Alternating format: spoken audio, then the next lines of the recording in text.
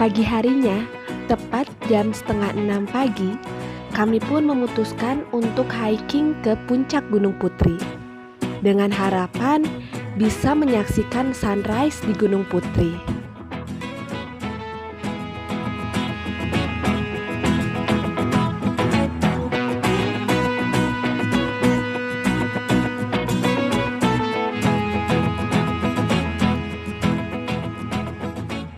Keberadaan lokasi Gunung Putri berada pada gugusan pegunungan Lembang yang menyambungkan dari Gunung Tangkuban Perahu sampai dengan Gunung Bukit Tunggul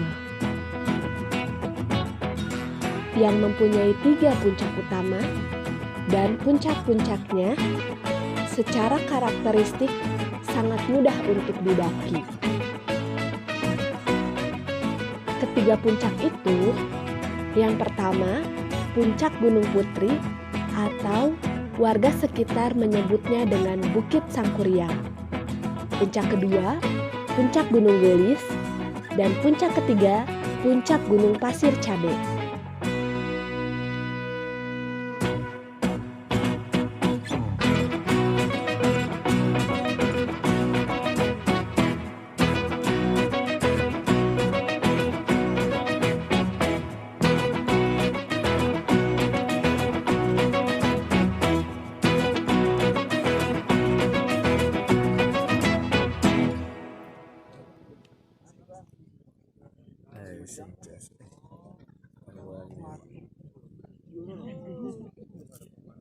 Bertiga aja, Ces? Bertiga, yang satu mah Satunya kemana? pingsan. Pingsan? Aneh dia mah di yang jauh kuat, ada yang nyantuy gitu. Diving atau apa? Kira-kira? Diving itu mah cari perhatian, nggak tahu pengen ngedeketin ukti yang di. Ya aja tuh. Kan atau kan sih dong. Belakang. Wah, tuh maaf dia tinggali. Tunduh. Oh, dia bangun awal kan? Sepertiga malam. Kamu ya tadi gitu? Kurang air putih aja.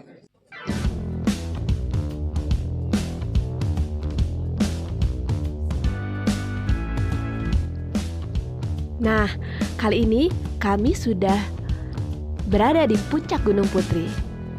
Dan puncak Gunung Putri ini ada sebuah tugu yang terdapat daftar pahlawan Gunung Putri yang telah gugur pada saat peristiwa Bandung Lautan Api.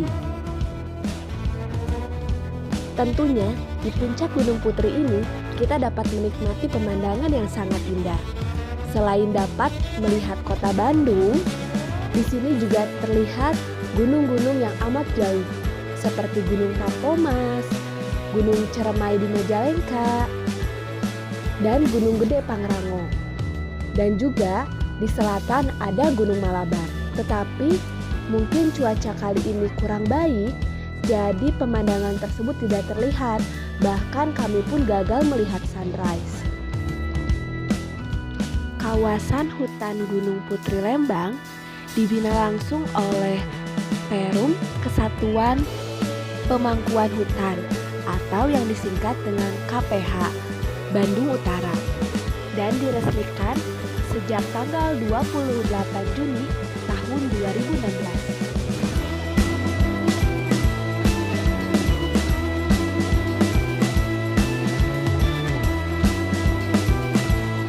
Setelah dari puncak, kami pun ingin bersantai sejenak. Seperti orang lain, memasang hemok dan menikmati alam di Gunung Putri.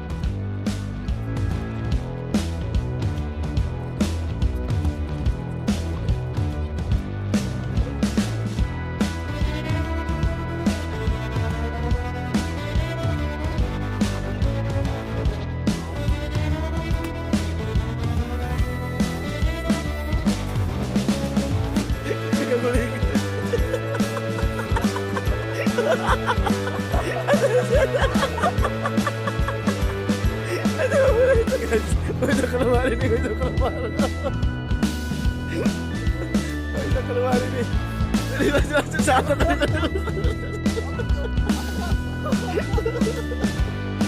bisa keluar. Aduh sakit perut.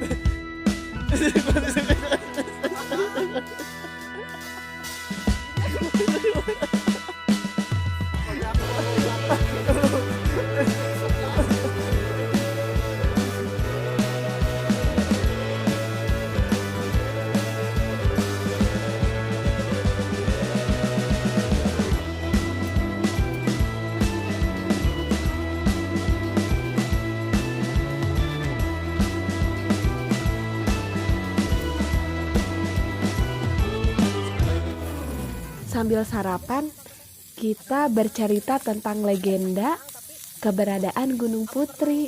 Yuk. Keberadaan Gunung Putri ini dalam sasakala legenda Sangkuriang yang diyakini sebagai tempat pelarian sekaligus persembunyiannya Dayang Sumbing ketika dikejar-kejar oleh sang anak yang bernama Sangkuriang.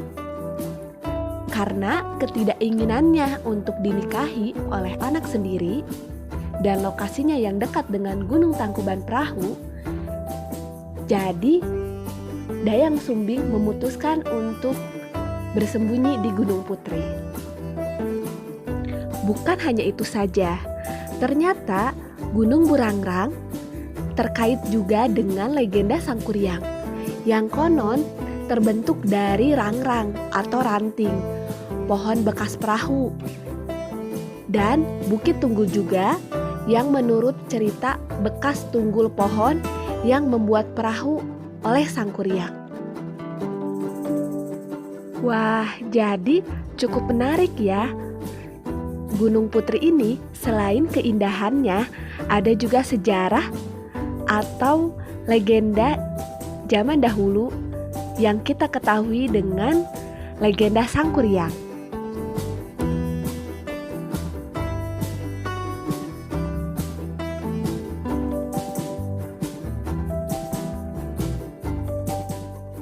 Nah, setelah sarapan, kami pun memutuskan untuk melihat sejarah selanjutnya yang masih ada sisa sejarah pada zaman Belanda, yaitu reruntuhan benteng Belanda.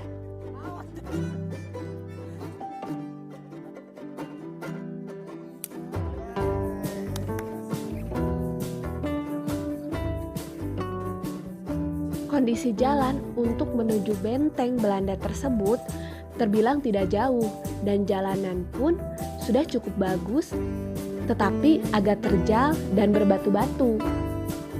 Jadi, banyak pengendara yang membawa kendaraan berjenis jeep atau motor trail. Dan di perjalanan, kami pun banyak menemukan toilet yang masih baru dan juga musola.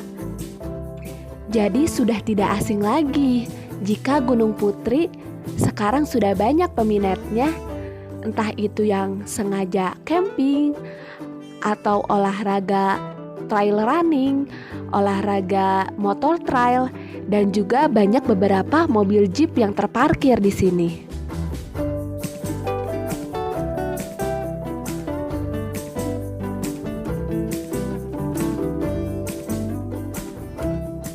Memasuki ke kawasan benteng, terdapat tepat di depan benteng ada gapura atau gerbang yang melengkung, sedangkan kanan kirinya terdapat sebuah tangga.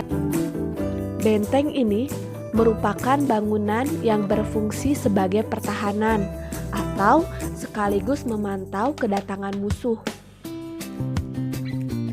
Terlihat dari beberapa bentuk fisik bangunan yang mempunyai lubang pantau dari jalur yang kecil yang berfungsi sebagai jalan keluar dari tempat persembunyian.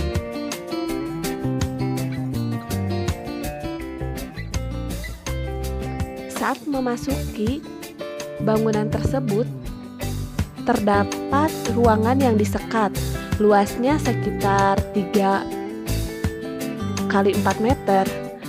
Bagian dindingnya terbuat dari beton yang bertulang dan semen yang cukup tebal. Namun, beberapa beton yang sudah mengelupas serta bagian dalam yang sudah dipenuhi coretan yang tidak jelas.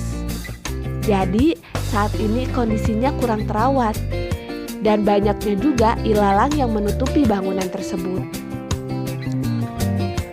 Menurut warga setempat, keberadaan benteng Belanda ini sudah ada sejak tahun 1912 yang dibangun oleh Belanda sebagai benteng pertahanan tentara Belanda. Dan juga letak benteng ini menghadap ke arah Cikole. Dan pada tahun 1942, tentara Jepang ingin menguasai negara Indonesia dari penjajah Belanda. Lalu tentara Jepang menyerbu lokasi-lokasi strategis yang dimiliki oleh tentara Belanda. Benteng Belanda di Gunung Putri ini sempat terjadi pertempuran antara Jepang dan Belanda melalui darat maupun udara. Jadi, penyerangan Jepang kepada Belanda di lokasi benteng Belanda ini dari pagi hingga ke pagi lagi. Benteng waktu itu dibombardir, namun gak hancur-hancur. Singkat cerita, Jepang berhasil menduduki beberapa lokasi titik peninggalan Belanda. Dan para tentara Jepang membiarkan bangunan-bangunan Belanda, salah satunya seperti benteng Belanda itu, tidak diisi. Lalu, keberadaan benteng Belanda di Gunung Putri itu dibiarkan begitu saja. Dan menurut salah seorang warga, keberadaan benteng Belanda itu terbengkalai pada tahun 1980-an. Dan sayangnya, oleh oknum beberapa warga, besi-besi pada bangunan benteng Belanda itu dicuri. Katanya sih dulu setelah ditinggalkan oleh Jepang, masih ada besi, namun hilang dan diambil karena dianggapnya tidak guna lagi. Ada beberapa benteng yang dibangun oleh Belanda yang terdapat di Maribaya dan Sukatinggi. Dan benteng itu disetting oleh Belanda. Jadi ada yang memantau ke arah selatan, ada yang memantau ke arah Lembang, Cisarua. Jadi benar, benteng tersebut menjadi pos pemantauan bagi tentara Belanda. Dan sebenarnya di benteng pertahanan itu ada gudang rahasia yang tertimbun dahulu saat dibom.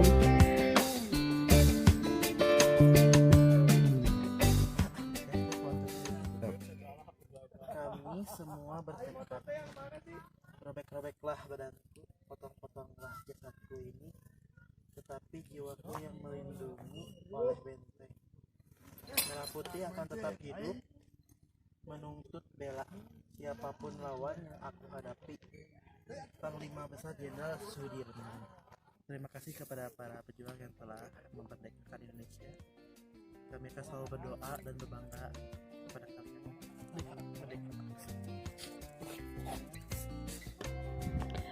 Kalau menurut warga setempat, benteng ini pernah dijadikan penjara bagi pribumi yang berani membelot kepada para penjajah. Jadi, di atas benteng ini terdapat sebuah batu tulisan yang dituliskan oleh Panglima Besar Jenderal Sudirman. Sayang sekali ya, di sini banyak sekali sejarah. Jadi lebih baik tempat sejarah ini dijadikan wisata sejarah agar kondisinya terurus dan tidak terbengkalai.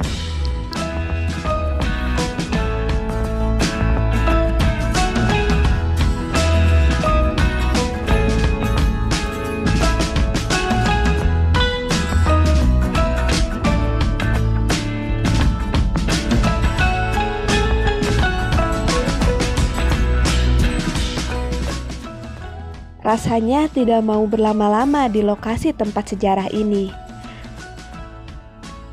Haru mulai menguasai diri. Dan menurut salah seorang teman, mengenang pahlawan itu tidak ada habisnya. Perjuangan yang para pahlawan berikan rasanya tak mampu kita untuk membalasnya. Kita hanya bisa merawat negeri ini yang sudah diperjuangkan oleh mereka. Hanya doa yang bisa kami ucapkan dari mulut kami. Terima kasih para pejuang. Tanpa perjuangan para pahlawan, kita tidak akan sebahagia sekarang.